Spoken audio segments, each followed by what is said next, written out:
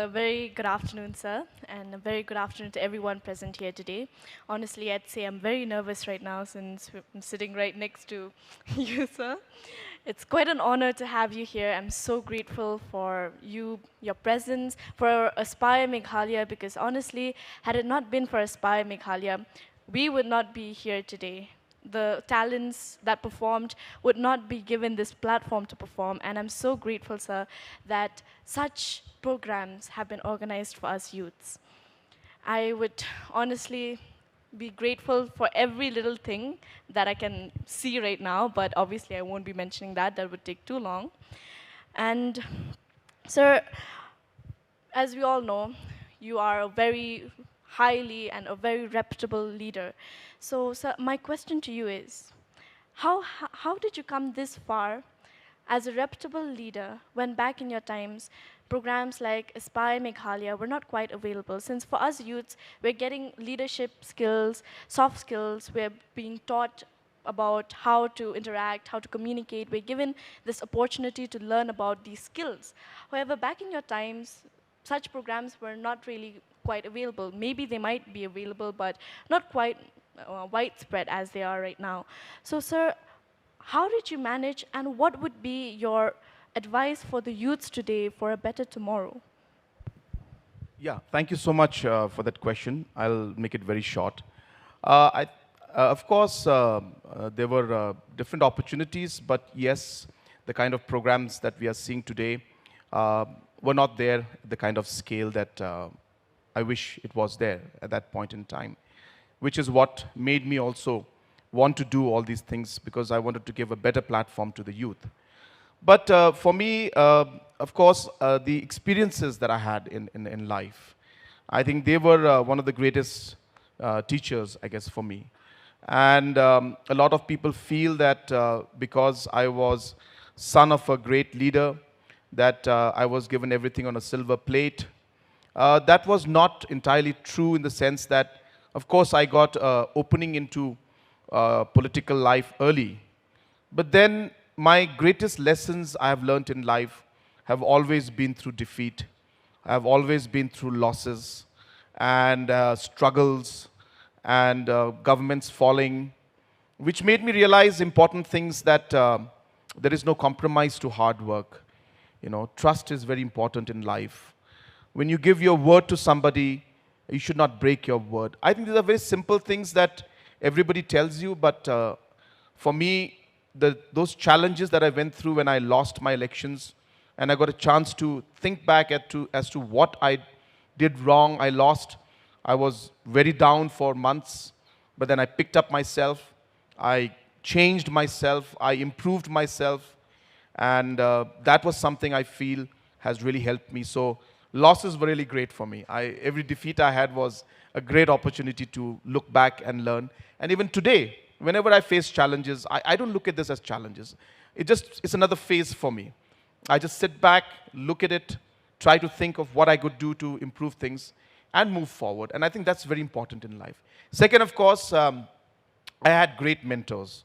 So obviously, Mr. P.S. Sangma, late P.S. Sangma, who's my father, he was a great mentor to me. And small things he used to teach me. And we used to have very casual conversations, which at that point in time felt very casual in the sense that he used to tell me something while having food or having a cup of tea. And I used to think of it, again, he's giving me a lecture. But then now when I look back at those things and I remember those points he used to tell me, they were one of the best advisors that I could get at that point in time. And even today, they in fact are applicable to whatever I do.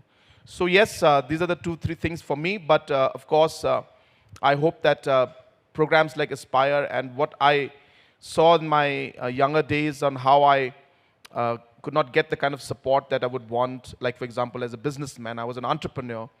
I wanted support from training point of view, from finance point of view. But there were no programs that time. And that's why I started the entire Prime program, which is a entrepreneurship program and so on and so forth. So everything I experienced, which I did not get help in, I thought that, well, I'm getting an opportunity. God has given me this opportunity to make this difference, and I will do whatever I can to make the difference. So So that's how it has been for me. And in short, yeah, that's the reply to your question. Thank you so much, sir. That really struck a chord with me. Honestly, I'd say that I have, well, I won't say it's a similar experience, but I have a grandfather as well. And honestly, he was my pillar. He still is. And as you were speaking about your experiences and with your father, that just gave me a little glimpse of, my own memories with my own grandfather. He honestly he was a great, he loved talking about politics, and to be honest, he taught me a lot as well. And that was the reason why I was so excited to, meet you in person. So are you going to contest elections this time? Maybe if I got the chance. What's your age? I'm 14. No, you're not allowed. Well, maybe we'll wait till I'm 25. Oh no, what's it? Yeah, 25. Yeah. That's good. So that's great. Great. So, well, this is related to the current issues, and that is the emotional and mental well-being of youths these days is not doing so good, considering the post-pandemic stress and the academic stress, as well as other factors. However, we don't really have professional mental health awareness and mental health facilities yet. So, what would be your solution to this issue? Yes, you're absolutely right that this is in fact a very, very big challenge. And sometimes as a society also, we tend to overlook mental health and emotional health. And sometimes, for us as a state and as a nation, we don't realize this. But if you look at in most of the developed nations, the importance and the stress that's put on emotional and mental health is huge. Recently, our Honorable Health Minister has come out with different programs and policies on this, and there was a big program we had where he had announced many programs. So, the entire process of what we are doing now in a small way in Aspire, we are going to be having a lot of these kind of different youth centers that we are creating throughout the state. And these are going to be centers which will be combination of skill, of Aspire, of the Prime program, and many other programs that are there. And even in these centers, counseling is going to play a very, very important role. So therefore, this is very critical. At the same time, we also realize that it's not just about, the counseling that you get in a professional way. Parents play a very important role. Your friends play a very important role. Teachers play a very important role. So it's important that some kind of a counseling or a training has to be even given, even at that level, to be able to know and understand and find out when a child is going through emotional stress and mental stress, and to be able to identify that and be able to take action. So these processes have started, but yes, there's a long way to go. And only now, our country and the state has realized that we need to stress on aspects like these. But it's a very well point, that we have taken. And as I said, we are working on this, but there's a long way to go in this. Thank you so much, Sam.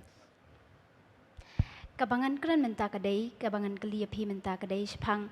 Ngiyo I ba kane ka Aspire Meghalaya ka saya kitalan giba bun ba ngipen iya kitalan jungi kumno ngile kumno ba ki khna kipen I ban ngiyo I ru ba ngitem gi tem khasi ngiyo I ba napo penus lang Indonesia remix da iba pen iya ka tem khasi ban ngiyo I ru ba kane ka tem khasi jungi kalas dang ja menta dan shu ba ken mau tang ba tang khendiat ki banang bantem bat ki batip ru bat kim das ngop tanat nes ngop I chu ban kumno ban practice ne kumno ban nang bantem ngamut ban kelia phi kumno ka government kan le ban baki breu kin sedang no ban ken mau le ban nang ban tem tang ban ken mau re ban nang ru ban tem ba bakani ka bakan long ru tang bakan long tang ban shu ken mau re bakani ka sap ka baki don kan long ka kam na ka banta jungki.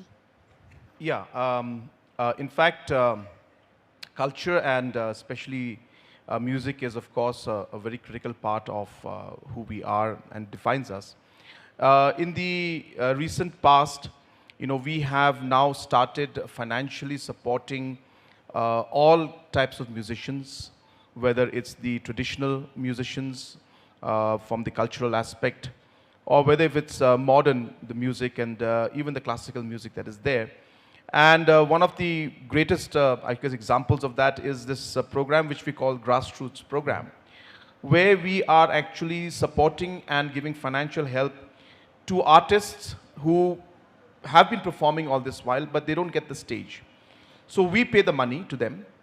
We say that go ahead, perform. And these are performances taking place in different tourist destinations, important locations. And the tourists can enjoy the music. At the same time, the musicians are getting the financial support. And through this, we are able to get a much better overall scenario for musicians at large. When it comes to, of course, special programs for traditional and cultural music, all kinds of supports when it comes to instruments, whether it comes to different kind of cultural programs that would like to have. Government is giving support to them from time to time. And different organizations have come forward to us and asked us for the support. And we have ensured that every kind of financial support in terms of instruments or in terms of programs that they would like to have, the government of Meghalaya is supporting them and will continue to support and make it even bigger. The program we had of the Tri-Hills Ensemble also, which was held just last week, is another very great example of how we are allowing that platform for cultural aspects. So it's not just music, it's the dress, it's the food, it's everything that is there. Today also, I'm happy to tell you that I'm wearing this Vindhya shirt. This is, of course, as part of my steps to always promote and use our own products as much as possible. This scarf is a Raba scarf that I'm wearing. Again, I didn't intend to speak about it, just so happens that I was wearing it. But I do it intentionally, of course. Whenever I go, I make sure that I wear our own products so that we can promote them. So therefore, we do things in small ways. I would ask you all to also start to do this in small ways to be able to promote our own culture and our own different beliefs and our food, our music, as well as our clothing. So it's a great question and great suggestion. And as I said, we already are doing a lot of things, and we will continue to do it even in a bigger manner. A very good morning, sir, and to everyone present here. First of all, I'm a very big fan of yours, and I can't believe you're sitting in front of me right now. Every time I see you on TV, I'd ask myself the question, when will I get to see you, when will I get to meet you? But thank you, Aspire Meghalaya, for giving us the opportunity. My first question to you is, if you were not the Chief Minister of Meghalaya, which career would you have pursued?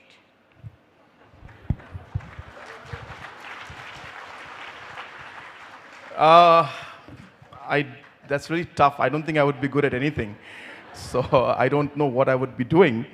But I have always had a kind of a passion from childhood, and that, as I said, my father has a lot to do with that, to really work with people and to do whatever I can to help, to support. So I think if you had asked me this question 30 years back, the answer would be something else. If you'd asked me 20 years back, it would be something else. So it keeps changing for me, and I'm sure it does for everybody. Yeah, I think now at this point in time in life, if I was not in politics, then I would be in some kind of a social work, I guess. Something to do with more with youth programs. Maybe I would be at Aspire, I don't know. I think I would love to see if some chief ministers brought Aspire program, I would say I want to be part of this program. If somebody had brought a program for supporting entrepreneurs, I would say I want to be part of this program. If somebody would tell me that let's do something for the farmers, let's do something for the environment, let's do something for the women, maybe I would be part of those organizations. So I think I would be doing something more socially impactful. Because I truly believe that there has to be something beyond a certain personal agenda of every individual, where you should be able to make a difference in other people's lives, people who are not as fortunate as you, who may not have the kind of opportunities that you have. And I think no matter which position you're in, whether you're in politics or you're a government servant or you're a doctor or a teacher or anybody, I think you always have the chance to do something for the people who are not as privileged as you. So I think I would be in one of these programs doing something, I don't know what, but I can't think about it because I've been always in politics. But yeah, I think that sense of satisfaction would not be there if I were not in some kind of a social work, some kind of programs, which I have started now. I think I would be doing something in those lines. Thank you.